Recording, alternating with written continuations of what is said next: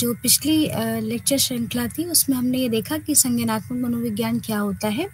इसके कौन-कौन से डोमेन्स हैं जो कि हम संज्ञानात्मक मनोविज्ञान में जो है हम अध्ययन करते हैं और किस तरीके से जो है वो संज्ञानात्मक मनोविज्ञान में कौन-कौन से अनुसंधान तरीकों का उपयोग किया जाता है जिससे कि हम बिहेवियर का जो है अध्ययन करते हैं। तो आज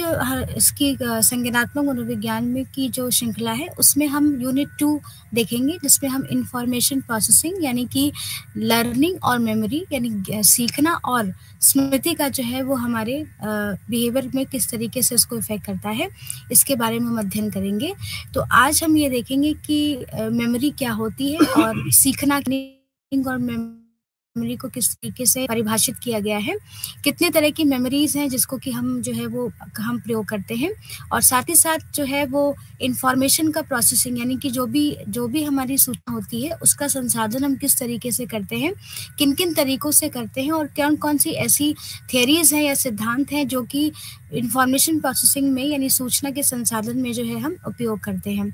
तो सबसे पहले मनोविज्ञान में हमेशा से जो मनोवैज्ञानिक हैं उनका ये हमेशा जानने की कोशिश रही है कि हमारा जो मस्तिष्क है वो किस तरीके से लर्न करता है यानी कैसे सीखता है, किस तरीके से वो जो है वो जो भी हम रिस्पॉन्सेस सीखते हैं यानी वातावरण से जो भी उद्दीपक है उसके बारे में जो भी हम सूचना ग्रहण करते हैं वो हम अपनी मेमोरी में किस तरीके से रखते हैं, ब्रेन जो है वो किस तरीके से उसको जो है वो बना करके रखता है हमारी पूरी ज़िंदगी भर और साथ ही साथ नई मेमोरीज़ को जो है वो हम किस तरीके से सीखते हैं और उनको अपनी पुरानी मेमोरीज़ के साथ उसमें तालमेल बिठाने की कोशिश करते हैं। कौन-कौन से ऐसे एक्शंस हैं जिसमें कि हम इंगेज रहते हैं जब हम किसी भी सूचना को अपनी मेमोरी में या स्मृति में जो है ग्रहण करते हैं, कैसे हम वर्ड्स को रीड करते हैं, किसी भी शब्दों को रीड करते हैं या किसी ऑब्जेक्ट को देखते हैं या किसी भी स्पीच को हम किस तरीके से अपने स्मृति में उसको कोडिंग करके उसकी कूट संकेतन करके हम किस तरीके से उसको रखते हैं। तो हमेशा से मनोवैज्ञानिकों का ये जानना रहा है, एक कह सकते हैं मस्तिष्क की एक बहुत ही ऐसी एक प्रॉपर्टी है जिसमें वो इतनी सारी कैपेसिटीज़ को देख करके काम करता है और इतनी सारी चीज़ों को लगातार हम पूरी ज़िंदगी भर में संचयन करते हैं। तो सबसे पहले इन्हीं चीज़ को जानते हुए उन्होंने कहा कि जो स्मृति है वो एक बहुत ही इम्पॉर्टेंट एक महत्वपूर्ण एक हिस्सा है हमारी लाइफ का, क्योंकि यहाँ पर हम जितनी भी चीज़ें हम सीखते हैं, जितनी भी चीज़ों को हम देखते हैं या पढ़ते हैं, उन किस तरीके से हम जो है वो अपनी स्मृति में संचयन करके रखते हैं और क्यों हम किसी चीज़ों को संचयन नहीं कर पाते हैं, उसको करने में हम फेल हो जाते हैं और किस तरीके से हमारे ब्रेन में अगर मान लीजिए कोई आघात लगा है या हमारे ब्रेन में कोई डिजीज़ है तो किस तरीके से हम फिर स्मृति का संचयन नहीं कर पाते हैं। तो इन चीज़ों को जानने के लिए मनोवैज्ञानिकों को हमेशा से क्यूरोसिटी रही है, बहुत ही उत्सुकता रही है। तो सबसे पहले हम ये जानने की कोशिश करते हैं कि आखिर हम स्मृति को किस तरीके से परिभाषित करते हैं या सीखने को हम किस तरीके से परिभाषित करते हैं। तो सबसे पहले अगर हम सीखने को देखें जिसको कि लर्निंग कहा गया है, तो यहाँ पर सीखने से तात्पर्य है कि जब हम किसी भी नई सूचना को ग्रहण करते हैं या नई सूचना को यानी किसी नए बिहेवियर को, व्यवहार को सीखते हैं, किसी नए कौशल को सीखते हैं, किसी नए मूल्यों को सीखते हैं, प्रेफरेंसेस को सीखते हैं और किस तरीके से सीखने के बाद इन चीज़ों को हम एक तरीके से साधित करते हैं, उसको उन्होंने कहा कि वो एक लर्निंग है, सीखना है। साथ ही सीखने को और भी इस तरीके से परिभाषित किया गया है कि अगर सीखना क्या है कि आपके बिहेवियर में अगर कोई भी व्यवहार में किसी भी तरीके का चेंज आ रहा है जो कि आपके एक्सपीरियंस से आ रहा है या आपके नई इन्फॉर्मेशन को कुछ सीखने से आ रहा है, व्यवहार को सीखने से आ रहा है, कौशल को सीखने से आ रहा है या किसी चीज़ को समझने से आ रहा है, तो उसको उन्होंने क्या कहा कि वो लर्निंग है, यानी वो सीखना है। तो लर्निंग को परिभाषित करते हुए मनोवैज्ञानिकों ने ये कहा है कि जब हम किसी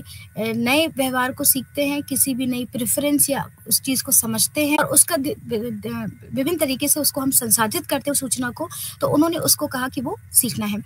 तो इसी परिभाषा को देखते हुए कहा कि जो लर्निंग है यानी जो सीखना है वो क्या है, उसमें हमारे 3 कार्य क्षेत्र है जिसको कि 3 डोमेन्स ऑफ लर्निंग कहा गया, जिसमें से पहला क्षेत्र है कॉग्निटिव यानी संज्ञानात्मक, दूसरा है साइकोमोटर और तीसरा है हमारा अफेक्टिव यानी भावात्मक जो हमारा रोल है। तो कॉग्निटिव जो उसका कार्य क्षेत्र है लर्निंग का, उसमें हम जो भी चीज़ों को रिकॉल करते हैं यानी उसको अपनी स्मृति में रखते हैं, या उसको कैलकुलेट करते हैं, या उसको हम डिस्कस करते हैं, या उसका एनालाइज करते हैं, या प्रॉब्लम को सॉल्व करने का जो तरीका है वो सब हमारे कॉग्निटिव में आता है। क्योंकि हम जानते हैं कि जो संज्ञान है उसमें हम हमेशा उच्चतर मानसिक प्रक्रियाओं का ही प्रयोग करते हैं किसी भी चीज़ को संसाधित करने में या अपनी स्मृति में लेने के लिए। ये जो कॉग्निटिव कार्यक्षेत्र से वो रिकॉल कर रहे हैं, दोबारा से उसको जो है वो स्मृति में ला करके उसको दोबारा से बोल रहा है, या उस चीज़ को कैलकुलेट कर रहा है, या उसको डिस्कस कर रहा है, या एनालाइज कर रहा है, या प्रॉब्लम को सॉल्व कर रहा है, ये सब उसके संज्ञानात्मक कार्यक्षेत्र हैं लर्निंग के। दूसरा है साइकोमोटर। तो साइकोमोटर का मतलब है कि आप किस तरीके से उन चीज़ों को वो अपने कौशल में, जैसे कोई व्यक्ति डांस कर ले रहा है, कोई व्यक्ति जो है वो तैराकी में अपना जो है वो नाम कमा रहा है, या कोई ड्राइव कर रहा है, या ड्राइविंग कर रहा है, बाइक को राइड कर रहा है, ये सब चीज़ें जो है हमारे साइकोमोटर में आते हैं। कहने का तात्पर्य है कि जो भी हमने सीखा है, अपने स्मृति में संचयन किया है, जब हम उसका प्रयोग कर ले रहे हैं तो उसको हम कहते हैं साइकोमोटर। और उसके बाद है अफेक्टिव, जिसको कि हम भावात्मक कार्यक्षेत्र बोलते हैं लर्निंग का। उसके अंदर हम कोई भी चीज़ जो हमारी फीलिंग से रिलेटेड है, हमारी भावना से रिलेटेड है, जैसे कि किसी भी चीज़ पे हमारा जो है प्यार है, या उसके पीछे हमारा डर है, या उसकी नफरत है, या किसी भी चीज़ को हम वर्शिप कर रहे हैं यानी उसकी पूजा कर रहे हैं, तो ये सब चीज़ें हमारे जो है वो भावात्मक कार्यक्षेत्र में आ जाते हैं। तो ये जो डोमेन्स है ये एक बिल्कुल ही अलग है, बिल्कुल ही एक्सक्लूसिव है। जैसे कि मान लीजिए कोई व्यक्ति जो है वो चेस खेल रहा है, तो सबसे पहले उसको चेस खेलने के क्या क्या रूल्स हैं, यानी किस तरीके से चेस खेला जाता है, उसको वो सीखेगा। तो ये हमारा क्या हो गया, संज्ञानात्मक कार्यक्षेत्र हो गया। उसके बाद जब वो रूल सीख लेगा तो किस तरीके से चेस की जो गोटियां हैं उसको किस तरीके से चेस बोर्ड पर उसको सेट करना है, वो उसको सीखेगा। तो ये हमारा हो गया साइकोमोटर स्किल, यानी साइकोमोटर कार्यक्षेत्र हो गया लर्निंग का। और इसी तरीके से जब वो अपने गेम के साथ, जिस भी गेम को वो खेल रहा है उसके साथ एक भावात्मक तरीके से जुड़ जाएगा कि उसको वो जो है वो अपनी लाइफ में भी यूज़ करेगा, या उसे अपने गेम से प्यार हो जाएगा, या उसकी जो है मान लीजिए जो चेस खेलने की जो का इतिहास है उसको वो अप्रिशिएट करेगा। तो ये सारी चीज़ें हमारी क्या हो जाएंगी, भावात्मक कार्यक्षेत्र के अंदर आ जाएंगी। तो इस तरीके से हमने ये देखा कि जो लर्निंग है उसके 3 कार्यक्षेत्र हैं, उसी तरीके से वो कार्य करती है। एक है संज्ञानात्मक, दूसरा है साइकोमोटर, और तीसरा है अफेक्टिव। अब आ जाते हैं कि मेमोरी जो है उसको किस तरीके से उन्होंने परिभाषित किया है, और मेमोरी के क्या क्या जो है वो प्रकार है जो कि प्रयोग किए जाते हैं। तो मेमोरी का मतलब, स्मृति का मतलब ये हो गया कि जब भी आप वातावरण से कोई भी सूचना जो है वो ग्रहण करते हैं और उसको अपनी स्मृति में स्टोर करके रख लेते हैं, तो वो मेमोरी के उस पे आ जाता है। मनोवैज्ञानिकों ने जो हमारी स्मृति है उसको 3 तरीके से उन्होंने जो बांटा है। उसके जो भी हम संचयन करते हैं, किस तरीके से हम संचित करते हैं किसी भी इंफॉर्मेशन को, तो उसको 3 उसको स्टोरेज सिस्टम है, यानी 3 तरीके से हम उसको स्टोर करते हैं किसी भी सूचना को। तो सबसे पहला है हमारा उसके बाद है शॉर्ट टर्म, और तीसरा है हमारा लॉन्ग टर्म मेमोरी। तो सेंसरी मेमोरी जो होती है, जहाँ पर हम अपने सेंसेस का यूज़ करके कोई भी सूचना को वातावरण से ग्रहण करते हैं, जैसे कि हमारा आँख है, या स्मेल कर रहे हैं, या हम सुन करके कुछ कर रहे हैं, तो जो भी चीज़ें हम अपने सेंसेस का उपयोग करके किसी भी वातावरण से कोई सूचना लेते हैं, तो उसको सेंसरी मेमोरी के अंदर कहा गया। और सेंसरी मेमोरी में जब भी हम कोई वातावरण से सूचना लेते हैं, तो उसमें हम करते क्या हैं कि जो उसमें हमारी एनर्जी है वो क्या होती है, हमारी ट्रांसफ़र होती है, जहाँ पर हम जो है वो एक फॉर्म ऑफ एनर्जी से दूसरी फॉर्म ऑफ एनर्जी को क्या करते हैं, ट्रांसफ़र करते हैं सूचना को ग्रहण करने में। तो यहाँ पर क्योंकि वातावरण में हमारे कई सारे जो है वो उद्दीपक जो है वो मौजूद होते हैं, जिनको कि हम ग्रहण करते हैं, जैसे कि लाइट है, साउंड है, स्मेल है, हीट है, कोल्ड है। इस तरह की कई सारी सूचनाएं हैं जो वातावरण में उपस्थित होती हैं, और जब हम उसमें जो है वो अपने सेंसेस का उपयोग करके, हमारे सेंस ऑर्गन्स का यूज़ करके जब हम इसको अपने उसमें ग्रहण करते हैं, तो यहाँ पर जो एक तरीके से कह सकते हैं कि विद्युत उद्दीपन होता है, यानी ब्रेन में जो है वो एक इलेक्ट्रिकल स्टिमुलेशन होता है, जहाँ से एक जो ऊर्जा है वो दूसरे ऊर्जा में क्या होती है, ट्रांसफ़र होती है। ये हमें सेंसरी मेमोरी में देखने को मिलता है। तो क्योंकि हमारे जो शरीर है उसमें हमारे कई सारे सेंसरी सेल्स हैं, कई सारी कोशिकाएँ हैं, रिसेप्टर सेल्स हैं, जो कि एक्सटर्नल एनर्जी यानी एक्सटर्नल चीज़ों को लेकर के वो हमारे ब्रेन में क्या करती है, सेंड करती है, और ब्रेन उसके बाद जब उस वहाँ पे चला जाता है कोई चीज़, तो ब्रेन अपने तरीके से उसको समझ करके मेमोरी में क्या कर लेता है, संचित कर लेता है। ये जो मेमोरी है, सेंसरी मेमोरी जो है जिसको हम कहते हैं, इसका जो टाइम स्पैन है, यानी इसमें कितने समय तक हम किसी सूचना को रख सकते हैं, तो वो केवल हमारा हाफ सेकेंड या हम कह सकते हैं 3 सेकंड्स तक ही हम सूचना को क्या कर लेते हैं, ग्रहण करके रख सकते हैं। तो इसका जो टाइम स्पैन है, यानी जो रखने की सूचना रखने की जो हमारी क्षमता इस मेमोरी में, वो बहुत ही कम है। जैसे कि अभी बताया कि आधा सेकंड देखने के लिए, विजुअली अगर किसी चीज़ को आप देख रहे हैं तो आधे सेकंड तक आप इस मेमोरी में रख सकते हैं, और अगर आप किसी चीज़ को सुन रहे हैं तो उसको हम 3 सेकंड्स तक क्या कर सकते हैं, सेंसरी रजिस्टर में जो है वो हम स्टोर करके रख सकते हैं। तो ये था हमारा मेमोरी का पहला स्टोरेज सिस्टम, कि सबसे पहले जो है हम किसी भी चीज़ को, वातावरण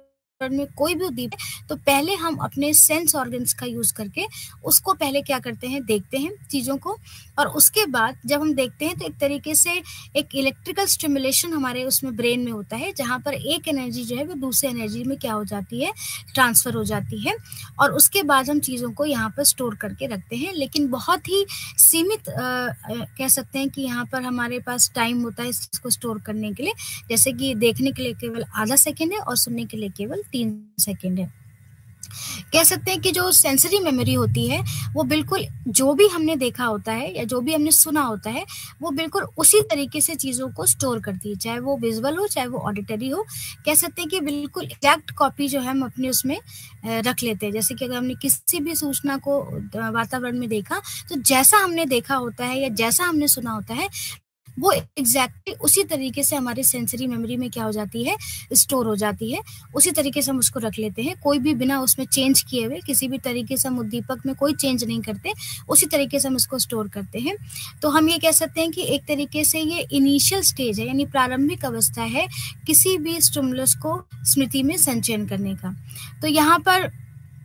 उसके बाद जैसे ही सेंसरी मेमोरी में हमारा जो सूचना होती है, उसको अब हम क्या करते हैं, क्योंकि हम बहुत समय तक तो उसको रख नहीं सकते सेंसरी मेमोरी में किसी भी सूचना को, तो हम उसको क्या करते हैं, शॉर्ट टर्म मेमोरी में उसको ट्रांसफ़र करने की कोशिश करते हैं कि इन्फॉर्मेशन हमारा शॉर्ट टर्म मेमोरी में चला जाए। और शॉर्ट टर्म मेमोरी में कोई भी जो हमारी लघु स्मृति है, उसमें कोई भी इन्फॉर्मेशन को जब हम सेंसरी मेमोरी से ट्रांसफ़र करते हैं, तो उसमें हम 2 चीज़ों का ध्यान रखते हैं। सबसे पहला कि कोई भी जो उद्दीपक उसने देखा है, उसमें कोई ऐसा बहुत ही इंटरेस्टिंग फीचर हो जो कि हमारे मेमोरी में संचयन हो गया हो, यानी बहुत ही हम कह सकते हैं कि आकर्षक कोई इसमें ऐसा कोई फीचर था, ऐसा कोई गुण था, जिसकी वजह से हमने जो है वो उसमें पूरा ध्यान दिया उस स्टिमुलस के ऊपर और अपने मेमोरी में संचयन लिया। दूसरा जो कॉन्सेप्ट है, जो कि हम सेंसरी मेमोरी से एसटीएम में कोई भी इंफॉर्मेशन को भेजते हैं, तो वो है कि जब हम एक निश्चित पैटर्न में चीज़ों को देखते हैं, क्योंकि अगर हमारे जैसे अगर मान लीजिए कोई चीज़ है, उसका हर एक का एक पैटर्न होता है, देखने का तरीका होता है, और उसी तरीके से ही हम अपनी मेमोरी में क्या करते हैं, उसको स्टोर करते हैं। तो जैसे अगर मान लीजिए हमने डॉग देखा, तो हमने देखा कि एक पूँछ है, 4 पैर हैं, इस तरीके से कान लंबे हैं, तो ये एक पैटर्न में हमने जब चीज़ों को देखते हैं, और उसके बाद ही हम अपनी सेंसरी मेमोरी से इन्फॉर्मेशन को एसटीएम में क्या करते हैं, कन्वर्ट करने की कोशिश करते हैं। तो सेंसरी मेमोरी में जो भी चीज़ें जाएंगी लघु मेमोरी में यानी शॉर्ट टर्म मेमोरी में, तो हमको 2 चीज़ों का ध्यान रखा होगा। एक तो स्टिमुलस में बहुत इंटरेस्टिंग फीचर हो कोई, जिस पे हमने बहुत ध्यान दिया है, और दूसरा एक निश्चित पैटर्न में हम जो है किसी चीज़ को देखते हैं, तभी हम सेंसरी मेमोरी से एसटीएम में उसको क्या करते हैं, भेजते हैं। उसके बाद जब हमारी इन्फॉर्मेशन या सूचना शॉर्ट टर्म मेमोरी में आ जाती है, एसटीएम में आ जाती है, तो यहाँ पर जो है वो शॉर्ट टर्म मेमोरी की भी एक लिमिटेड कैपेसिटी है किसी भी इन्फॉर्मेशन को रखने के लिए। तो हम कहते हैं कि 3 से लेकर 20 सेकंड्स तक ही हम, या 30 सेकंड्स तक ही हम इन्फॉर्मेशन को रख सकते हैं। और यहाँ पर जो भी हमने दीपक देखा है, यानी हमने बहुत ही सिलेक्टिव अटेंशन किया था उस दीपक को, यानी वातावरण में कई सारे उद्दीपक थे, लेकिन क्योंकि कोई एक ऐसा उद्दीपक हमें बहुत ही इंटरेस्टिंग लग रहा था, तो हमने उस पर पूरा ध्यान दे करके सेंसरी मेमोरी से शॉर्ट टर्म मेमोरी में हमने उस अपनी इन्फॉर्मेशन को क्या कर दिया, सेंड कर दिया। तो एसटीएम जो है वो 2 तरीके से जो है वो मेमोरी को स्टोर रखता है अपने उसमें। तो एक तो या तो साउंड के फॉर्म में, यानी जो हम आवाज़ आ रही है उसके फॉर्म में, और दूसरा वर्ड्स जो हो गए, जो वर्ड से जो साउंड निकल रहा है, और साथ ही साथ इमेजेस के टर्म्स में, यानी किसी भी चीज़ की प्रतिमा है उससे संबंधित चीज़ों को ही हम एसटीएम में क्या कर पाते हैं, कन्वर्ट करने की कोशिश करते हैं। तो ये बेसिकली हम कह सकते हैं कि ये कंप्यूटर की तरह काम करता है। जो कंप्यूटर का रैम है, जो कि जैसे कि हम रैंडम एक्सेस मेमोरी कहते हैं, जहाँ पर हम आसानी से जो है वो सूचना स्मृति में ले आते हैं, तो रैम जो है वो एक तरीके से काम करता है एसटीएम, और ये हमारे लिए एक वर्किंग स्पेस प्रोवाइड करता है कि हम किस तरीके से काम करेंगे और किस तरीके से चीज़ों को ट्रांसफ़र करेंगे दूसरे मेमोरी में। तो उस तरीके से हमारा एसटीएम जो है वो काम करता है। तो अगर मान लीजिए, लेकिन अगर एसटीएम में कोई भी इंटरफेरेंस आ रही है किसी भी और उद्दीपक की वजह से, तो यहाँ भी जो है वो बहुत ही कह सकते हैं कि चीज़ें जो है, हमारी जो इन्फॉर्मेशन होती है लुप्त हो जाती है, क्योंकि इंटरफेरेंस आ जाता है किसी भी उद्दीपक का। तो एसटीएम बहुत ही वल्नरेबल है कि वो इंटरफेरेंस के लिए जो है वो बहुत ही अलग तरीके से क्या करता है, रिस्पॉन्ड करता है। एसटीएम को जो है वो कैरेक्टराइज किया गया है, पहले तो उसमें जो है वो बहुत ही लिमिटेड कैपेसिटी है इसकी भी, किसी भी सूचना को ग्रहण करने के लिए। कहा गया है कि हम केवल किसी भी सूचना को जो है वो 7 पीसेज में, यानी 7 पीसेज में ही इंफॉर्मेशन को स्टोर करके रख सकते हैं। इससे ज़्यादा हम ऊपर जो है वो नहीं जा सकते हैं। और इसका जो ड्यूरेशन टाइम है कि कितने समय तक हम किसी सूचना को रख सकते हैं एसटीएम में, तो वो 3 से लेकर के 20 सेकंड्स तक है। और अगर मान लीजिए कि कोई इंटरफेरेंस आया है या किसी भी तरीके से सूचना का कोई हमें क्लू नहीं मिल रहा है, तो सूचना धीरे-धीरे वो क्या हो जाती है, डिके हो जाती है, यानी हमारी मेमोरी से क्या हो जाती है, वो निकल जाती है। तो ये कुछ खास जो है वो कह सकती है विशेषताएँ हैं शॉर्ट टर्म मेमोरी की, जो कि हमें देखने को मिलता है। तो जैसे अभी हमने पहली विशेषता देखी कि हमारी बहुत ही लिमिटेड कैपेसिटी है और हम केवल 7 पीसेज में ही इन्फॉर्मेशन को जो है वो ग्रहण कर सकते हैं शॉर्ट टर्म मेमोरी में। तो इसको उन्होंने मिलर्स मैजिकल नंबर कहा। तो जॉर्ज मिलर थे जिन्होंने 1965 में ये पाया कि जब भी हम कोई वातावरण से सूचना को ग्रहण करते हैं, तो हमारा जो किसी भी सूचना को रिमेंबर करने का, यानी उसको याद करने का जो एक्सपोजर टाइम होता है, वो केवल 5 to 9 आइटम्स का होता है, इंफॉर्मेशन से के पर आधारित होकर के। यानी कोई भी अगर हम इंफॉर्मेशन ग्रहण कर रहे हैं वातावरण से, तो हम उसको केवल 5 to 9 आइटम्स में ही क्या कर सकते हैं, हम उसको याद रख सकते हैं। इसके अगर ऊपर हम जाएंगे तो हमें सूचना हमें याद नहीं रहती है। इसको उन्होंने मिलर्स मैजिकल नंबर कहा, जिसको कि 5 + -2 यानी 7 और 9 तक हम क्या कर सकते हैं, कोई भी इंफॉर्मेशन को पीसेस में स्टोर करके रख सकते हैं शॉर्ट टर्म मेमोरी के अंदर एक समय के अंदर। तो मिलर ने जो कहा कि जो इसको मैजिकल नंबर कहा, और उन्होंने कहा कि जब भी कोई इन्होंने एक एक्सपेरिमेंट किया कि कुछ सब्जेक्ट्स थे जिसको उन्होंने कुछ आवाज़ें सुनाई, जिसकी अलग-अलग पिच थी, अलग-अलग उस पिच पर ये आवाज़ें उनको सुनाई गई, और हर एक आवाज़ को अलग-अलग एक-एक करके सुनाया गया, ना ही सारी आवाज़ को एक साथ सुनाया गया, बल्कि अलग-अलग करके उसको सुनाया गया। और सब्जेक्ट से ये कहा गया कि आप आइडेंटिफाई करिए कि ये कौन-सी आवाज़ है। तो उन्होंने ये देखा कि जो जितने भी जो सब्जेक्ट थे, जब उनको आवाज़ों को पहचानने के लिए कहा गया, तो उन्होंने केवल 5 और 6 टोन्स ही उन्होंने क्या की, आइडेंटिफाई कर पाए, क्योंकि उसके बाद उनको क्या हो रहा था, आवाज़ों में कन्फ्यूज़न हो रहा था, जिसकी वजह से वो आवाज़ को आइडेंटिफाई जो है वो नहीं कर पा रहे थे। तो उन्होंने देखा कि उन्होंने केवल उनकी जो कैपेसिटी थी वो 5 और 6 आवाज़ को ही पहचानने की कैपेसिटी थी। उसके बाद वो बिल्कुल ब्रोक डाउन हो जा रहे थे, किसी भी आवाज़ को पहचान नहीं पा रहे थे। तो उन्होंने ये कहा कि जो ट्रू नंबर है किसी भी चीज़ को जानने का या किसी भी चीज़ को समझने का, तो वो केवल 7 या 9 या 5 + -2 के अंदर ही हमें देखने को मिलता है। लेकिन अगर मान लीजिए, उन्होंने ये भी कहा कि यहाँ पर केवल हमने पिच के बेसिस पर ही उनको आवाज़ पहचानने को कहा। लेकिन अगर मान लीजिए कि अगर इसके अदर एस्पेक्ट्स को भी देखा जाए कि फ़ैमिलियरिटी है, अगर मान लीजिए आवाज़ों में पहले से ही वो पहचानता है, या जो है वो एक तरीके से कह सकते हैं कि उसमें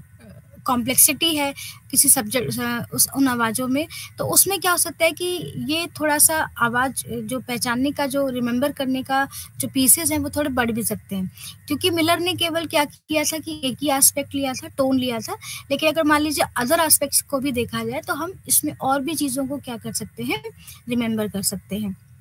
लेकिन फिर भी उन्होंने ये कहा कि केवल 5 + -2 यानी 7 और 9 ही आवाज़ों को या पीसेस को हम किसी भी सूचना को जो है वो इन्हीं मैजिकल नंबर के थ्रू ही क्या कर सकते हैं, रिमेंबर कर सकते हैं, ये याद कर सकते हैं या अपनी स्मृति में क्या कर सकते हैं, संचयन कर सकते हैं, जो कि एक शॉर्ट टर्म मेमोरी का इम्पॉर्टेंट आप कह सकते हैं कि मुख्य विशेषता हमें देखने को मिलती है। जैसे अगर हम मान लें कि कोई भी जो अगर ह्यूमन है तो वो ह्यूमन फेसेस को ज़्यादा कंसिडर करेगा, उसके कई सारे एस्पेक्ट्स को देख सकते हैं। किसी व्यक्ति को अगर मान लीजिए देख रहा है तो उसके हेयर के बेसिस कि उसका बालों का कलर क्या है, या उसका हेयर स्टाइल कैसा है, या उसके फेस का शेप कैसा है, उसके फेशियल हेयर्स कैसे हैं, यानी कई सारे अगर एस्पेक्ट्स को लेते हैं तो हम क्या करते हैं कि उसके बाद हम ये सूचना बढ़ जाती है, जिसको हम चंकिंग बोलते हैं। चंकिंग का क्या मतलब होता है कि जब मान लीजिए हमारे पास सपोज मान लीजिए कि हमें मोबाइल नंबर किसी का याद करना है और हम मानते हैं कि 10 नंबर का वो मोबाइल नंबर है, तो 10 नंबर एकदम से हमें जो है वो याद करने में हमें मुश्किल होगी। जब हमें बहुत सारे एस्पेक्ट्स उसके दिखाई दे रहे हैं तो हम क्या कर देते हैं कि किसी भी सूचना को चंकिंग कर देते हैं, यानी उसकी हम पीसेस में बांट देते हैं कि हमने शुरू के पहले 2 नंबर याद किए, फिर हमने 3 नंबर याद किए, फिर हमने 4 नंबर याद किए। तो इस तरीके से हमने क्या किया कि चंकिंग कर दिया, यानी इसको पीसेस में बांट दिया और उसके बाद हमने उस मोबाइल नंबर को क्या कर लिया, याद कर लिया। तो इस तरीके से हमें केवल 7 नंबर को ही रिमेंबर करने की जरूरत नहीं है, हम 10 नंबर को भी रिमेंबर कर सकते हैं। कैसे कर सकते हैं? जब हम उन्हें चंक में क्या कर सकते हैं, बांट देते हैं, यानी हम उनको पीसेस में क्या कर देते हैं, बांट देते हैं। क्योंकि कोई भी मोबाइल नंबर हम पूरा एक साथ नहीं याद कर सकते। हमने 9872 ऐसे करके चंक्स में जब बांट दिया तो उसको हमने कहा कि ये हमारा क्या है, हमारा 7 से हम ज़्यादा भी इंफॉर्मेशन को स्टोर कर सकते हैं। तो मिलर मैजिकल नंबर तो हमारे लिए इम्पॉर्टेंट है, क्योंकि हम किसी भी शॉर्ट टर्म मेमोरी में इन्हीं 5 + -2 के फॉर्म में ही इंफॉर्मेशन को ग्रहण करते हैं। लेकिन जो चंकिंग के थ्रू भी हम बिट्स में भी इंफॉर्मेशन को क्या कर सकते हैं, ज़्यादा स्टोर कर सकते हैं। तो इसीलिए हमने ये देखा कि जो एसटीएम में जो है वो इसकी कुछ खास विशेषताओं को हमने देखा। अब हम ये भी देखते हैं कि जो एसटीएम है उसमें किस तरीके से जो है वो ऑपरेशंस होते हैं, इन्फॉर्मेशन को किस तरीके से हम याद रखते हैं। तो उसमें एसटीएम के 2 तरीके की मेमोरी हम कह सकते हैं। एक है हमारी आइकॉनिक मेमोरी, जिसमें कि हम केवल देखने से रिलेटेड है कि हमारी क्या एबिलिटी है चीज़ों को देखने में, यानी विजुअल में। और एकॉस्टिक मेमोरी, जहाँ पे हम साउंड्स को क्या कर सकते हैं, कितनी देर तक होल्ड करके रह सकते हैं। तो आइकॉनिक हमारा देखने से रिलेटेड है, और हमारी जो एकॉस्टिक मेमोरी है वो हमारी साउंड यानी हमारे सुनने से रिलेटेड है। और ये कहा जाता है कि जो सुनना जो है वो हम ज़्यादा देर तक होल्ड कर सकते हैं इन कंपैरिजन कि हम किसी चीज़ को देख रहे हैं, कि देखने की तुलना में जो सुनने वाली जो हमारी इन्फॉर्मेशन है उसको हम बहुत देर तक अपने स्मृति में संचयन करके क्या कर सकते हैं, रख सकते हैं। उसके बाद उन्हें वर्किंग मेमोरी के बारे में कहा गया। तो वर्किंग मेमोरी यानी शॉर्ट टर्म मेमोरी को हम वर्किंग मेमोरी भी बोलते हैं, क्योंकि यहाँ पर हम जो है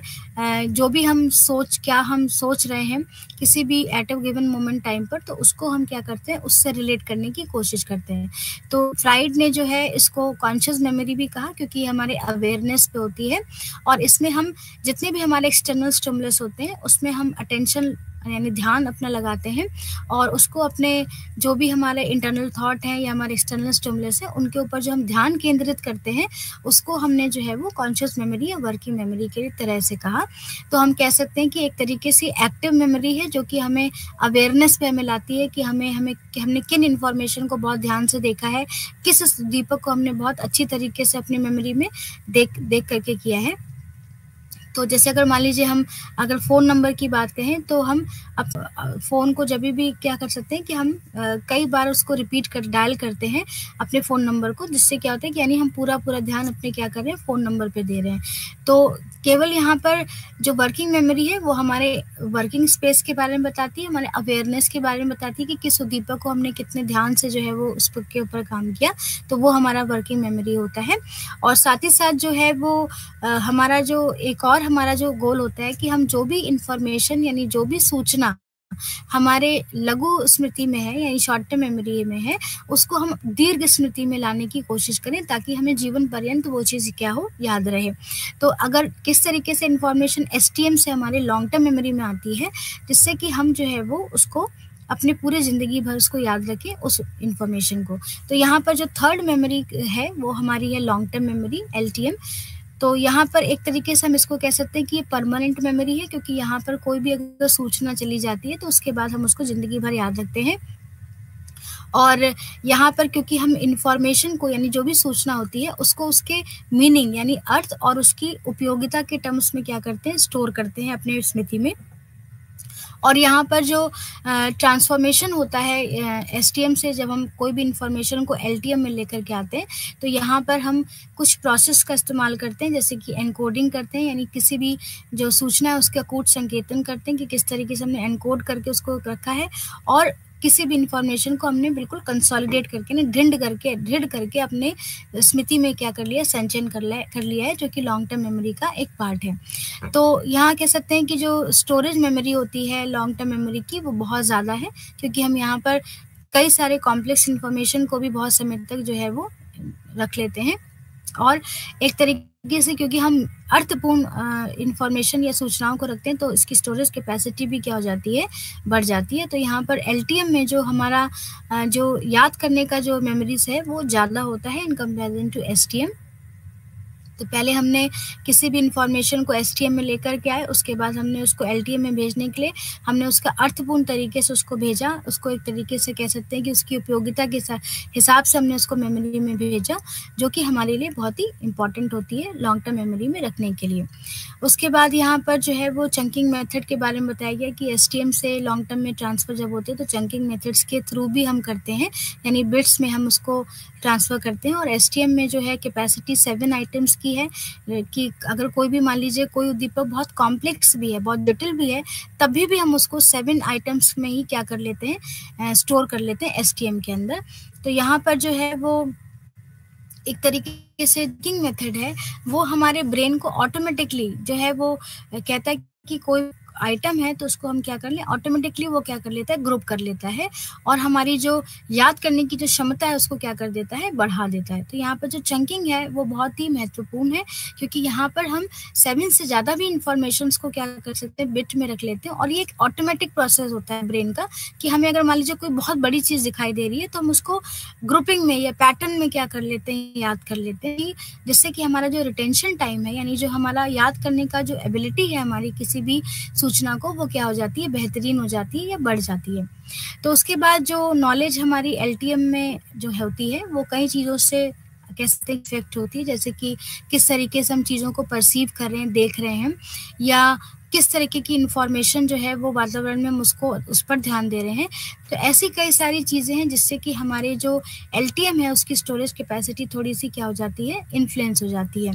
तो एक तरीके से हमारे जो एलटीएम है वो हमें एक तरीके से फ्रेमवर्क देता है कि हम किस तरीके से नए नॉलेज को अपनी एग्जिस्टिंग मेमोरी में अटैच करें, ठीक है, और साथ ही साथ जो है वो हम अपनी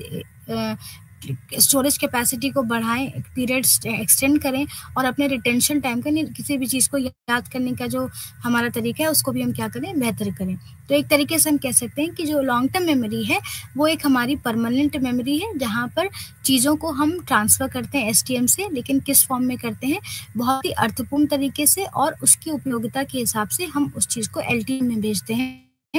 जो के बाद हमारे एलटीएम में रह करके वो हमें जीवन पर्यंत हमें याद रहती है। एलटीएम की ये कैपेसिटी, इसलिए इसका स्टोरेज कैपेसिटी और टाइम लिमिट भी क्या है, बिल्कुल बहुत ज़्यादा है, जिसको कि उसमें नहीं बताया गया है। लेकिन जो एसटीएम है उसका हमारा जो टाइम लिमिट है वो हमारा 3 to 20 सेकेंड्स या 30 सेकेंड्स तक हमें देखने को मिलता है।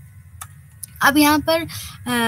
जो है स्कीमास के बारे में बात किया कि किस तरीके से जो है वो हम स्कीमास के थ्रू जो है एलटीएम में मेमोरी को स्टोर करते हैं। तो सबसे पहले हमें ये जानना ज़रूरी कि स्कीमा का क्या मतलब होता है। तो स्कीमा का मतलब ये होता है कि जब भी हम वातावरण से कोई भी इंफॉर्मेशन लेते हैं, सूचना लेते हैं, तो हमारा एक मेंटल फ्रेमवर्क पहले से ही बना होता है उस इंफॉर्मेशन को लेने के लिए। यानी स्कीमास क्या, एक तरीके से मेंटल फ्रेमवर्क है, हमारे मानसिक क्या एक तरीके से हमें पहले से उस चीज़ के बारे में एक आइडिया लगा होता है, तो उसी तरीके से हम अपनी इंफॉर्मेशन को क्या करते हैं, स्टोर करते हैं। तो किसी भी चीज़ के बारे में जो पहले से हमारा एक मॉडल बना हुआ है दिमाग में, या किसी कोई फ्रेमवर्क बना हुआ है हमारे दिमाग में, तो उसको हमने क्या कहा, स्कीमास कहा। तो जो भी एलटीएम में जो भी हमारी इंफॉर्मेशन स्टोर होती है वो हमारे स्कीमा से क्या होती है, रिलेटेड होती है, जिसकी वजह से ही हम किसी इंफॉर्मेशन को या किसी भी सूचना को अर्थ जो है वो दे पाते हैं। तो यहाँ पर स्कीमा जो है वो एक तरीके से पहले से हमारे प्री नॉलेज है हमारी किसी भी चीज़ को लेकर के, और ये जो स्कीमाज हैं ये सब एक दूसरे के साथ क्लोजली क्या होते हैं, लिंक्ड होते हैं और एक तरीके से एक साथ मिलकर के काम करते हैं, जिससे कि हम कोई भी इंफॉर्मेशन को क्या कर पाते हैं, रिकॉल कर पाते हैं, किसी भी नॉलेज को हम जो है वो देख पाते हैं। तो ये हमारे स्कीमाज होते हैं। ये स्कीमाज जो है हमारे अटेंशन को क्या करते हैं, जो है गाइड करते हैं, डाइवर्ट भी करते हैं कभी कभी, और जो रेलिवेंट इंफॉर्मेशन है उसको हम एलटीएम में इसकी वजह से क्या कर पाते हैं, स्टोर कर पाते हैं। तो एलटीएम जो स्टोरेज है वो स्कीमाज में ऑर्गेनाइज्ड होता है और एक तरीके से इंस्ट्रक्शनल डिज़ाइनर है जो कि हमारे न्यू इन्फॉर्मेशन को जो है वो प्रोसेस करने में मदद करता है। कोई भी नई इन्फॉर्मेशन को हम लेके अगर एलटीएम में आते हैं, और इसको कई तरीके से हम कर सकते हैं, जैसे कि ऑर्गेनाइजर है, क्यूरोसिटी है, इस तरह की मूवीज़ हैं जिसके थ्रू हम नई इन्फॉर्मेशन को एलटीएम में क्या करते हैं, स्टोर करते हैं।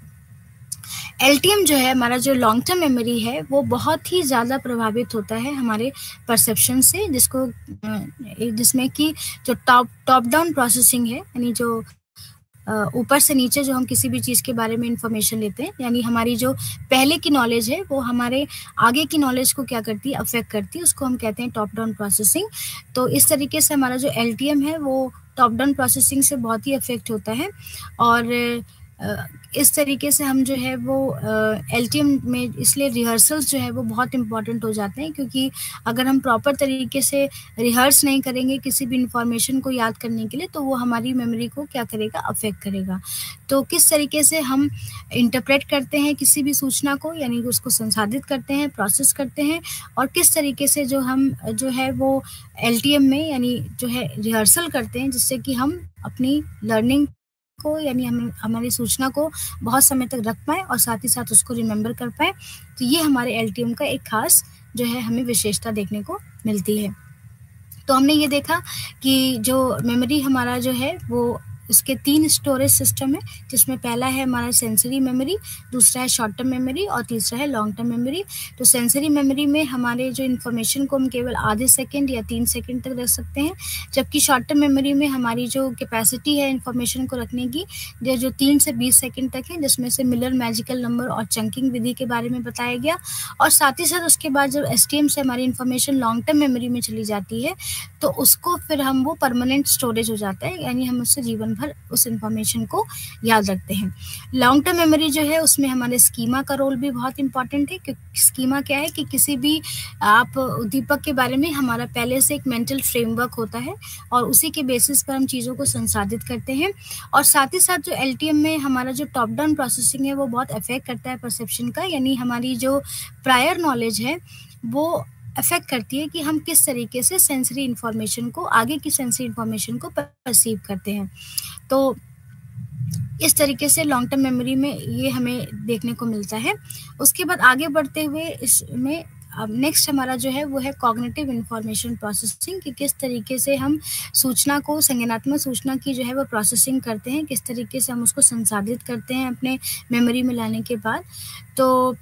ये जो है इन्फॉर्मेशन प्रोसेसिंग जो है वो एक तरीके से हमारा चेंज है किसी भी इंफॉर्मेशन को कि हम किस तरीके से उसको संसाधित कर रहे हैं, किस तरीके से उसको चेंज करने की कोशिश कर रहे हैं। तो कॉग्निटिव साइकोलॉजी की फील्ड में, यानी संज्ञानात्मक मनोविज्ञान की फील्ड में जो है वो इन्फॉर्मेशन प्रोसेसिंग अप्रोच जो है वो बहुत ही कह सकते हैं कि इम्पॉर्टेंट एक अप्रोच थी, जिसका कि मेन गोल था कि ह्यूमन किस तरीके से सोचता है, यानी मानव किस तरीके से सोचता है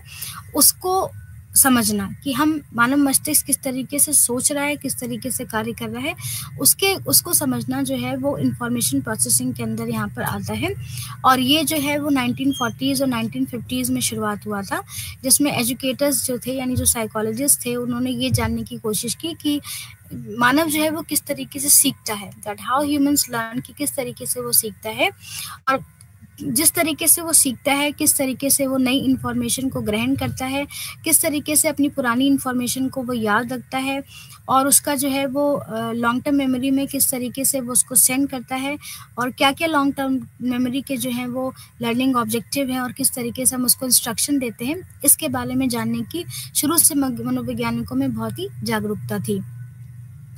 तो जो कॉग्निशन है एक तरीके से हमारा कह सकते हैं कि किसी चीज़ के बारे में जो है हम किस तरीके से सोचते हैं, किस तरीके से इन्फॉर्मेशन को याद करते हैं, इन सब के बारे में जो है वो बताया गया है। और नीज़र थे जिन्होंने संज्ञानात्मक मनोविज्ञान के क्षेत्र में बहुत अत्यधिक कार्य किया है। नीज़र ने 1967 में, जो कि बहुत ही एक इन्फ्लुएंशियल रिसर्च थे कॉग्निशन के फील्ड में, उन्होंने बहुत काम किया। उन्होंने ये डिफाइन किया कि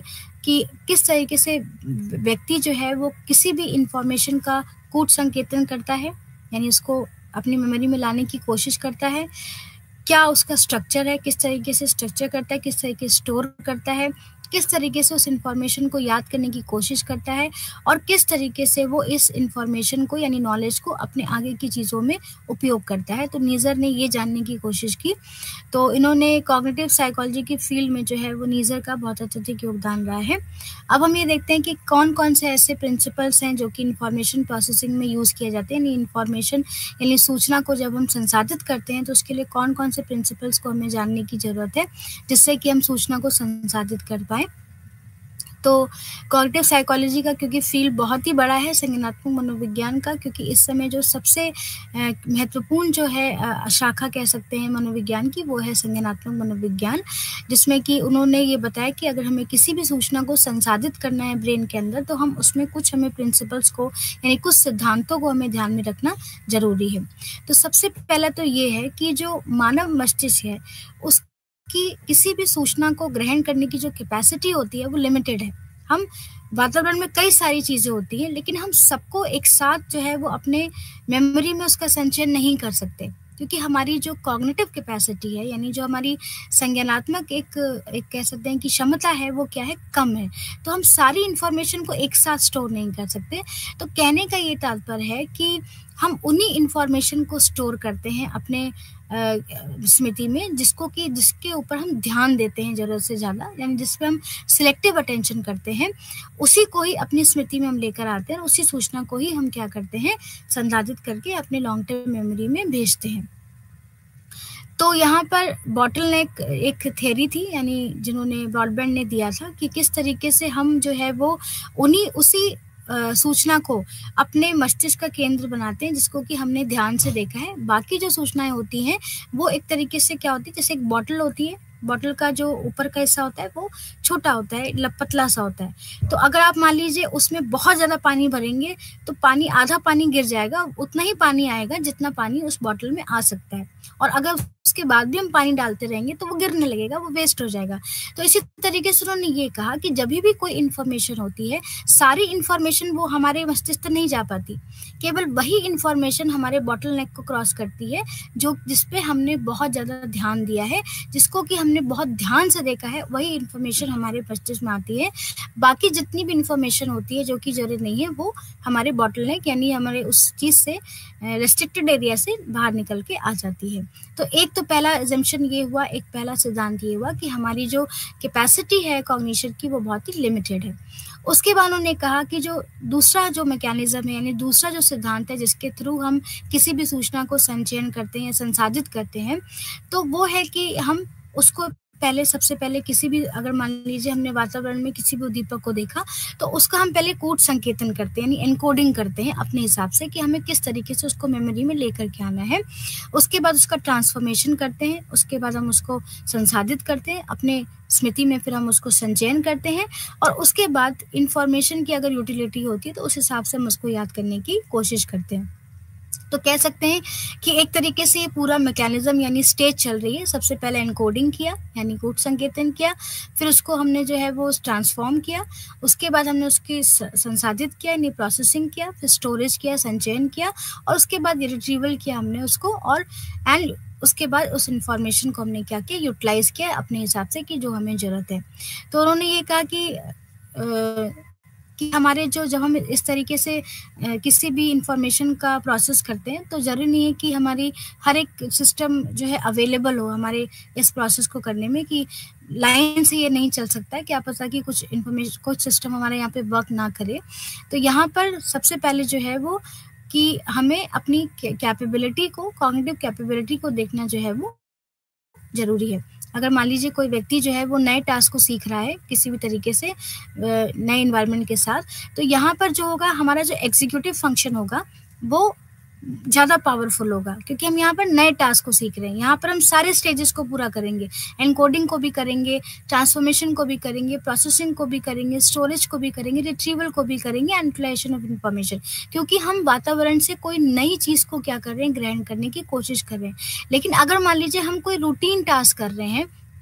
कोई भी जो कि हमारा एनवायरनमेंट बहुत ही हम उसके बारे में पहले से जानते हैं, तो हम वहाँ पर हमारा क्या हो सकता है कि यहाँ पर प्रोसेसिंग जो है हमारी क्या हो जाएगी,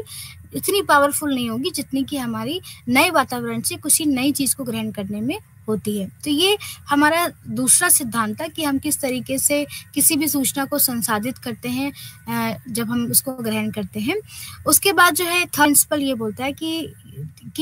किसी भी इंफॉर्मेशन यानी सूचना को ग्रहण करने के लिए एक टू वे फ्लो होता है, जो कि हमें किसी भी वर्ल्ड से मतलब कि एक हमें उस चीज़ के बारे में हमें सेंस देता है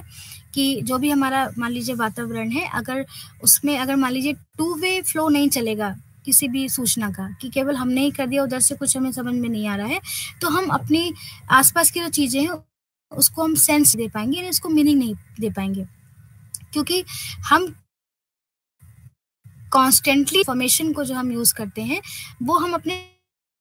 सेंसेस के थ्रू करते हैं, जिसको कि हम बॉटम अप प्रोसेसिंग कहते हैं, कि पहले हमने अपने सेंसेस से सारी इन्फॉर्मेशन को गेन किया और उसके बाद हमने उसको मेमोरी में क्या किया, संचालित किया यानी संचयन किया, जिसको कि हमने टॉप डाउन प्रोसेसिंग का। तो ये एक तरीके से एक डायनामिक प्रोसेस है जो कि हमें मीनिंग देता है कि हम अपने इन्वायरमेंट में जो भी चीज़ों को देख रहे हैं वो वातावरण से कैसे संबंधित है, क्योंकि जब तक कोई चीज़ हमें लिंक में नहीं मिलेगी, कोई हमें रिलेशन में नहीं मिलेगी, तो हम उसको मीनिंग जो है वो प्रोवाइड नहीं कर पाएंगे। और हम दो तरीके से चीज़ों को देखते हैं, दो तरीके से हम क्या कह सकते हैं कि रीजनिंग करते हैं, सोचते हैं उसके बारे में, जिसमें एक को कहा गया कि इंडक्टिव रीजनिंग करते हैं, जहाँ पर हम किसी भी स्पेसिफिक चीज़ से लेकर के जनरल कंक्लूजन तक पहुँचते हैं, कि जैसे सपोज हमने किसी पहले कोई उद्दीपक हमने देखा तो उसकी कुछ एक विशिष्ट विशेषता देखी, उसके बाद हमने होल प्रोसेस करने के लिए, जैसे अगर मान लीजिए कि लैंग्वेज डेवलपमेंट की बात की जाए कि एक बच्चे को अगर मान लीजिए हमें भाषा का जो है वो विकास देखना है, तो हमें ये देखना होगा कि हम ये देखते हैं कि अगर अडल्ट्स उसके लैंग्वेज भाषा को नहीं भी बोल रहे हैं और जहाँ पर वो रह रहा है, अगर मान लीजिए रूरल है या अर्बन है या किसी भी जगह पर रह रहा है, लेकिन फिर भी उसके अंदर भाषा का विकास हमें देखने को मिलेगा, क्योंकि वो एक तरीके से उसमें जैविक कारक जो है वो आ जाते हैं, हमारी इनेट टेंडेंसी उसके अंदर आ जाती है। तो नॉर्मली हमने देखा है कि जो भी बच्चा है वो पहले जो है वो बैबल करता है, कू करता है, एक पहला वर्ड निकालता है, ठीक है, एक टेलीग्राफिक स्पीच का यूज़ करता है, इस तरीके से वो क्या करता है, अपने वर्ड्स को सीखने की कोशिश करता है। सेम एज पे हर जगह पर हमको यही चीज़ दिखाई देती है। तो इस तरीके से मनोवैज्ञानिकों ने बताया कि जो इंफॉर्मेशन प्रोसेसिंग का सिद्धांत है, सबसे पहला सिद्धांत ये बताता है कि हमारी लिमिटेड कैपेसिटी है, हम उन्हीं सूचना को अपने मेमोरी में ले आते हैं जो कि हमने जिसके पर ध्यान दिया है, जिसमें बॉटल नेक जो है उसके बारे में बताया गया कि जिस तरीके से ढक्कन होता है, बोतल का जो ऊपरी भाग है वो पतला है, तो उसमें से उतना ही पानी जाएगा जितना की ज़रूरत है, और पानी क्या होगा, निकल जाएगा, क्योंकि वही पानी हमारे लिए ज़रूरत था। उसके बाद सेकंड प्रिंसिपल जो है वो एक तरीके से बताता है कि किस तरीके से आप प्रोसेस करते हैं किसी भी इंफॉर्मेशन को, तो उसमें डिफरेंट स्टेजेस के बारे में बताया गया कि पहले हमने एनकोडिंग किया, फिर हमने ट्रांसफॉर्मेशन किया, प्रोसेसिंग किया, स्टोरेज किया, रिट्रीवल किया और इन्फॉर्मेशन को हमने यूटिलाइज किया। और जब भी हम कोई नई इन्फॉर्मेशन को सीख रहे होते हैं, किसी नई सूचना को संसाधित कर रहे हैं, तो ये प्रोसेस हमारा बहुत ही ज़्यादा यूज़फुल होता है इन कंपैरिजन कि अगर हम किसी भी रूटीन टास्क को कर रहे हैं या जहाँ पर हम उस वातावरण के बारे में पहले से ही जानकारी हमने रखी हुई है। उसके बाद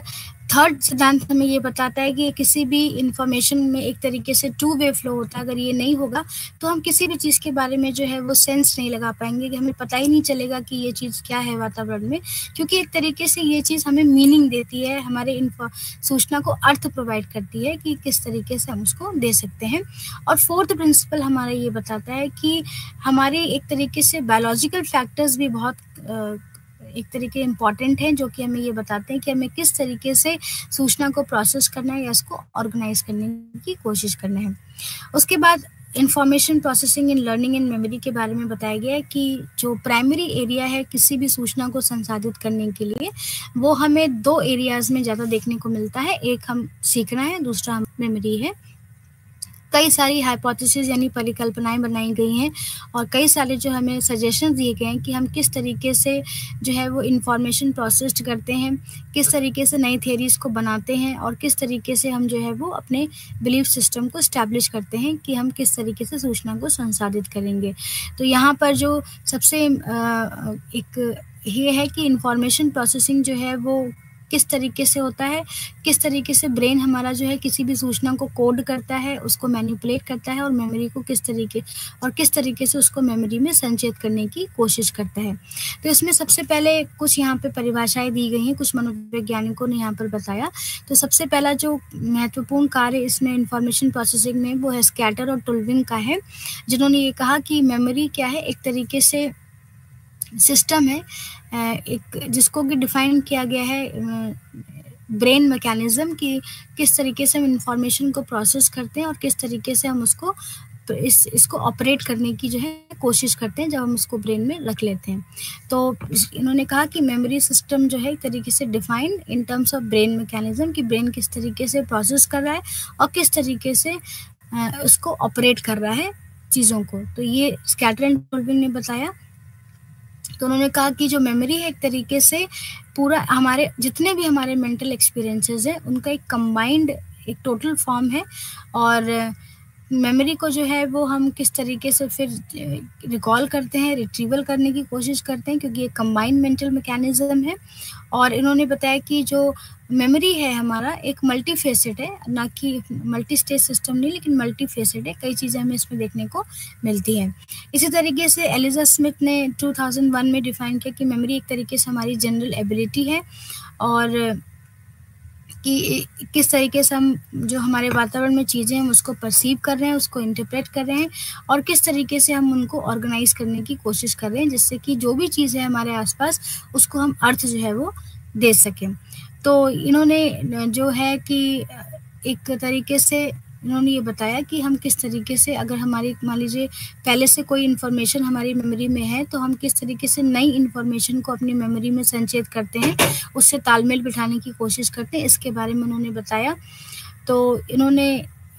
जनरल एबिलिटी बताया हमारी एक मेमोरी को। उसके बाद उन्होंने बताया कि विन एंड स्नाइडर ने जो है मेमोरी को स्ट्रक्चर्स में ऑर्गेनाइज किया है, जिसमें मेमोरी में सबसे बड़ा और योगदान फ्रेडरिक चार्ल्स बार्टलेट का था। बार्टलेट ने जो है वो दो जो है रिकॉल करने के 2 तरीके बताए कि किस तरीके से मेमोरी में अगर कोई इन्फॉर्मेशन है तो हम उसको रिकॉल कर सकते हैं। तो उन्होंने बताया कि मेमोरी जो है वो क्या होती है, हमारी इनएक्यूरेट होती है और कि मेमोरी जो है वो हम एक तरीके से उन्होंने एक ट्रेडिशनल थिंकिंग की किस तरीके से पुरानी चीज़ों को ध्यान में रखते हुए मेमोरी को स्टोर कर सकते हैं। और साथ ही साथ उन्होंने बताया कि बार्टलेट ने कहा कि जो इनएक्यूरेसी होती है मेमोरी में कि हम कुछ चीज़ों को याद कर पाते हैं, कुछ चीज़ों को नहीं याद कर पाते, तो वो एक तरीके से सिस्टमैटिक होती है और सिस्टमैटिक होने के नाते जो भी हम बात कर रहे हैं वो साइंटिफिक तरीके से बात करते हैं। जब भी हम कोई सिस्टमैटिक चीज़ के बारे में बात करें तो इनएक्यूरेसी भी जो है हमारी सिस्टमैटिक है, तो इसलिए वो साइंटिफिक है और हम एक तरीके से पूरे नए मॉडल को मेमोरी में देखने की कोशिश करते हैं। तो उस तरीके से बार्टलेट ने जो है वो इंफॉर्मेशन प्रोसेसिंग के बारे में बताया। तो यहाँ पर 3 मनोवैज्ञानिकों ने अपने जो लर्निंग और मेमोरी में किस तरीके से हम सूचना को संसाधित करते हैं उस तरीके से उन्होंने यहाँ पर डिफाइन करने की कोशिश की है। उसके बाद है हमारा कि कॉग्निटिव इंफॉर्मेशन प्रोसेसिंग मॉडल यानी CIP ऑफ लर्निंग किस तरीके से चलता है। तो उन्होंने ये कहा कि जो हमारा लर्निंग है उसको मेमोरी के थ्रू उन्होंने पढ़ने की कोशिश की। तो उन्होंने एक मॉडल बनाया जिसको उन्होंने कहा कि कॉग्निटिव इंफॉर्मेशन प्रोसेसिंग मॉडल, जो कि एक लर्निंग का एक मॉडल था जिसने कॉग्निटिव बिहेवियरल साइकोलॉजी में बहुत अच्छा अपना योगदान दिया है। तो इस मॉडल में इन्होंने बताया कि जो हमारी वर्किंग मेमोरी होती है उसकी एक लिमिटेड कैपेसिटी है। जैसे अभी हमने देखा कि हमारी हर चीज़ को हमें जानने की एक लिमिटेड कैपेसिटी, हम हर चीज़ को अपने ब्रेन में या अपनी मेमोरी में स्टोर नहीं कर सकते, क्योंकि हम कॉग्निटिव ओवरलोड हमारे अंदर हो जाता है। कॉग्निटिव लोड का मतलब क्या है कि वातावरण में कई सारे उद्दीपक हैं, अब हम क्या हो गया कि एक तरीके से हमारे ऊपर संज्ञानात्मक एक भार आ गया कि क्या चीज़ों को रखें और क्या चीज़ों को नहीं रखें। तो अल्टीमेटली हम रख उसी चीज़ को पाते हैं जिसको कि हमने पूरी तरीके से क्या किया है, अटेंशन दिया है। तो वर्किंग मेमोरी की भी क्या है, हमारी एक लिमिटेड कैपेसिटी है, और किस तरीके से हमारा जो इन्फॉर्मेशन एसटीएम से एलटीएम में जाता है और हम चीज़ों को याद रखते हैं। तो इस तरीके से उन्होंने एक कॉग्निटिव लोड का क्या किया, उन्होंने एक कॉन्सेप्ट डेवलप किया सीआईपी के अंदर, जिसमें ये देखा गया कि जो भी वर्किंग मेमोरी पर हमें इम्पोज किया जा रहा है वो हमारे वर्किंग मेमोरी की फंक्शनिंग को क्या करता है, बताता है। और उन्होंने ये भी कहा कि जो मेमोरी है एक तरीके से कंप्यूटर की तरह काम करता है। जैसे कंप्यूटर काम करता है उसी तरीके से हमारा ह्यूमन माइंड भी काम करता है, उसी तरीके से वो इन्फॉर्मेशन लेता है, परफॉर्म करता है ऑपरेशंस को, और चेंजेस लाने की कोशिश करता है जिस भी चीज़ को हमने सूचना को ग्रहण किया है। तो यहाँ पर उन्होंने 3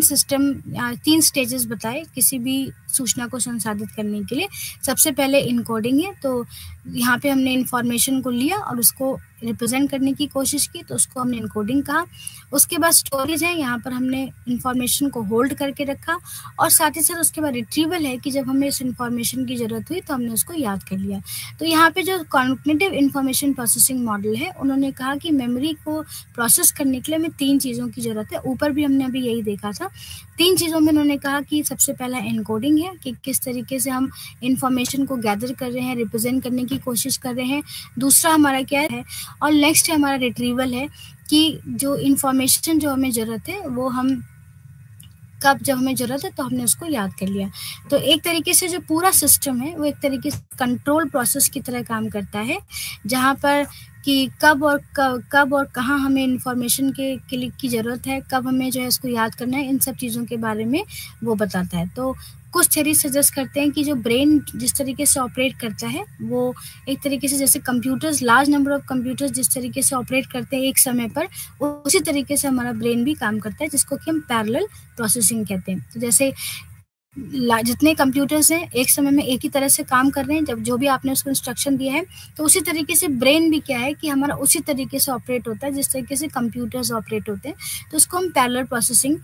भी कहते हैं। अब इन्होंने बताया कि development of memory and information processing, कि किस तरीके से मेमोरी का डेवलपमेंट होता है और इंफॉर्मेशन प्रोसेस होता है। तो अभी हमने देखा कि हमें किसी भी इंफॉर्मेशन को प्रोसेस करने के लिए जो है पहले एनकोडिंग चाहिए, उसके बाद हमें स्टोरेज चाहिए, और उसके बाद हमें रिट्रीवल चाहिए। तो कुछ और भी ऐसे डेवलपमेंटल एस्पेक्ट्स हैं जो जिससे कि हम मेमोरी को डेवलप करते हैं या उसको अच्छा बनाने की कोशिश करते हैं। तो सबसे पहले उन्होंने बताया कि brain changes brought about biological maturity. तो ब्रेन में जो हमारे चेंजेस आते हैं वो हमारे एक तो मैच्योरिटी के बेसिस पर आते हैं और साथ ही साथ एक्सपीरियंस के बेसिस पर भी आते हैं, जिसकी वजह से जो प्रोसेसिंग है उसकी कैपेसिटी, स्पीड और एफिशिएंसी, ये सब हमारे मैच्योरेशन और नॉलेज सबसे दोनों से ही डेवलप होते हैं। और उसके बाद हमारे न्यूरल नेटवर्क, जो ब्रेन में जितने भी हमारे नर्व्स हैं उसके अंदर जो है वो इन मैच्योरिटी और एक्सपीरियंस की वजह से मॉडिफिकेशंस होते हैं इन कनेक्शंस में। उसके बाद हम जो है वो इस की वजह से जो हमारे नए कॉन्सेप्ट्स को हम क्या करते हैं, याद करने की कोशिश करते हैं, और चीज़ों को जो वो सेल्फ ऑर्गेनाइज करते हैं, जिससे कि हम अपने इन्वायरमेंट में जो है वो अच्छी तरीके से हम अडाप्ट कर सकें because of the maturity and experience. और उसके बाद है कि हमारी इसकी वजह से जो हमारी कैपेसिटी है किसी भी चीज़ प्रॉब्लम को सॉल्व करने की, और जो मेटा को हम क्या करते हैं अपनी इंक्रीज करते हैं। तो डेवलपमेंट ऑफ मेमोरी में ये जो हमारा जो मैच्योरिटी और एक्सपीरियंस का जो हमारा कह सकते हैं कि बायोलॉजिकल और ये एक्सपीरियंस फैक्टर्स जो है हमारी इन चीज़ों को एनहांस करने की कोशिश करते हैं। और अभी जैसे बताया कि एनकोडिंग और स्ट्रक्चर ऑर्गेनाइजिंग एंड स्टोरेज, और उसके बाद हम रिट्रीवल के थ्रू ही हम किसी इंफॉर्मेशन को अपनी मेमोरी में रखते हैं। तो सबसे पहले एनकोडिंग के यहाँ पे बारे में बताया गया कि एनकोडिंग किसी भी स्टिमुलस का जो इनिशियल तरीके से आप प्रोसेसिंग करते हैं कि जैसा वो है वैसे आपने लिया। मैच्योरेशन और एक्सपीरियंस जो है वो इस प्रोसेस को क्या करता है, इन्फ्लुएंस करता है। अगर मैच्योरेशन की बात की जाए तो अभी हमने देखा कि शॉर्ट टर्म मेमोरी में हम केवल 5 + -2 तक ही इन्फॉर्मेशन को क्या कर सकते हैं, स्टोर कर सकते हैं, जिसको कि मिलर्स मैजिकल नंबर कहा गया है। तो यहाँ पर चिल्ड्रंस जो है वो कह सकते हैं कि 5 या 1 डिजिट या 9 चिल्ड्रंस की कैपेसिटी और अडल्ट की कैपेसिटी में भी डिफरेंस होता है। तो हम ये कह सकते हैं कि कि कोई भी जो नई इन्फॉर्मेशन होती है वो जो लोग हैं वो जल्दी रिकॉल कर लेते हैं या जल्दी प्रोसेस कर लेते हैं in comparison to the older one. तो एन्कोडिंग सबसे पहला स्टेप है, क्या किसी भी इन्फॉर्मेशन को उसी रूप में आपने क्या किया, ले लिया, और मैच्योरिटी और एक्सपीरियंस की वजह से वो चीज़ इन्फ्लुएंस हुई। उसके बाद जैसे ही हमने एनकोड कर लिया, अब हम उसकी स्ट्रक्चर और ऑर्गेनाइजिंग करते हैं कि किस तरीके क्या स्ट्रक्चर है, क्या पैटर्न है, और किस तरीके से उस पैटर्न को हम ऑर्गेनाइज कर सकते हैं ताकि हम मेमोरी में बहुत समय तक अपनी इस इन्फॉर्मेशन को स्टोर करके रख पाएँ। तो यहाँ पर भी मैच्योरेशन एक्सपीरियंस जो है वो बहुत इफ़ेक्ट करता है लर्निंग की एबिलिटी को। तो जब भी कोई भी इन्फॉर्मेशन के साथ वो प्रेज़ेंट होते हैं तो उनको रिमेंबर करने को कहा जाता है। तो जो छोटे बच्चे होते हैं वो किसी भी इन्फॉर्मेशन को याद करने के लिए रिहर्सल नहीं करते, लेकिन हम लोग क्या करते हैं, रिहर्सल करते हैं, तभी हमारी कोई चीज़ जो इन्फॉर्मेशन है वो लॉन्ग